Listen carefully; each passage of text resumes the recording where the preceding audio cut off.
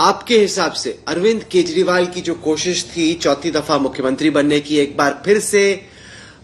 दिल्ली में जीत दर्ज करने की, क्या वजह रही आपके हिसाब से कि अरविंद केजरीवाल की आम आदमी पार्टी, जिसने इतने साल तक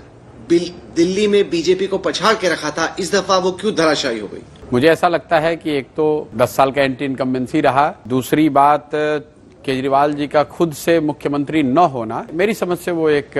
बड़ी गलती आम आदमी पार्टी ने करी। जब लिकर स्कैम को लेकर बात चली,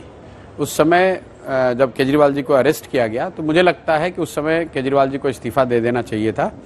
और अगर उन्होंने उस समय इस्तीफा नहीं दिया तो फिर जेल से बाहर निकलने के बाद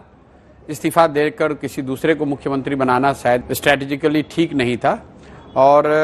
पिछले मानसून में जो वाटर लॉगिंग की वजह से परेशानी हुई थी और जो सड़कों की स्थिति उसके बाद रही है, मैं उसको समझता हूं कि लोकल लेवल पे वो भी बड़ा मुद्दा रहा है। तो कुल मिलाजुलाकर केजरीवाल जी का जो पिछले 1-1.5 साल में पॉलिटिकल जो स्टांस उनके रहे हैं, इंडिया गठबंधन में जाना और फिर उससे एक तरह से निकल जाना, दूसरा जब आप पर लीगल केस हुए तो आपने इस्तीफा नहीं दिया, जेल गए तब भी इस्तीफा नहीं दिया, फिर वापस आकर इस्तीफा दे दिया तो मुख्यमंत्री भी नहीं रहे,